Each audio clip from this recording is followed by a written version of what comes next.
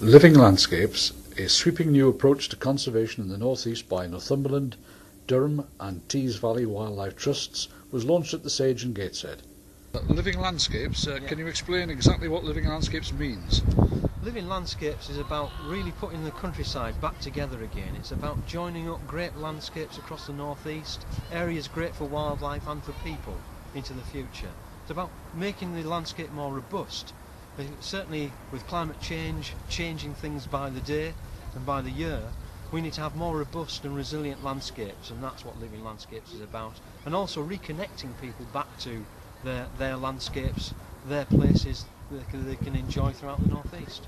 And this is conservation on a very different scale, isn't it, to what it's been before? A major scale. This is really about not little dots of nature reserves in the landscape, but about connecting those dots up to major landscape swathes right across the northeast, from the Pennines to the coast and the farmland and other areas in between. Working in partnership to create a whole joined up living landscape for people and wildlife.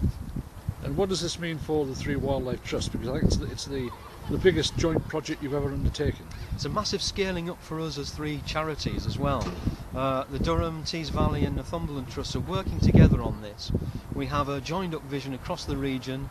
We've got 9 core areas that we want to work in across the region as well, and we'll be working with whole big partnerships to make those happen into the future. What does this mean for the way we look at conservation, Jim? It means that we're thinking bigger, and it's not about an individual site, a nature reserve, it's about the whole landscape. And that way we can do a lot more, and it makes a much bigger difference. And what was the impetus for this whole new way of thinking? It's been the way people want to do things for a while, but climate change really gives it a push.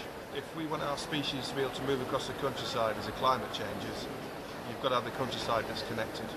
And that's what this is all about. This is what this is trying to do.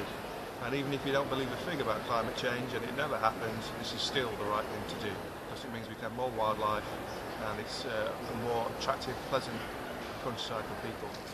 And what happens if we don't do this? What happens if we leave things as they are, as climate change develops? Animals become extinct. Take, for example, a butterfly. It's called a Durham argus. It can fly a few hundred yards. It's surviving on little patches of habitat that aren't joined together. Climate changes, each little patch will go extinct one by one. That's the end of that species. That's just one example. There's countless examples. We have a wildlife that will slowly disappear.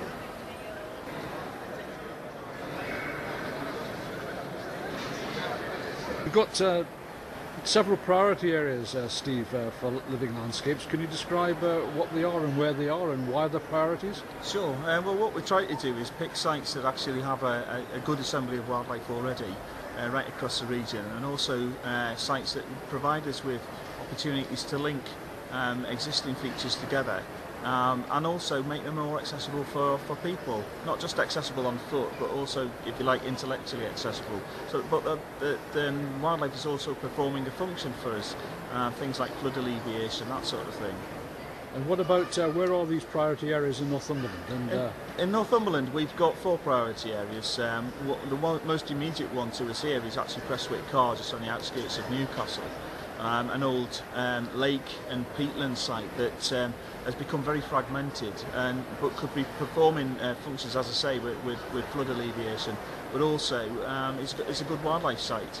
Over and above that, we've got Durham Bay, an area that the Trust has worked in for some time, and between that we have an area that we're trying to link up on the urban fringe of Newcastle and North Tyneside, and into southeast Northumberland. Again, that accessibility thing for people to actually get into the countryside quite quickly.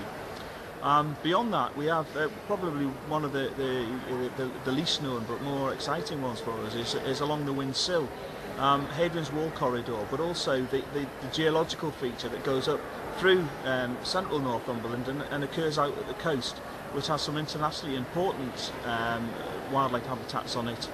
Things that were the winged grassland in particular, which has been neglected for some time.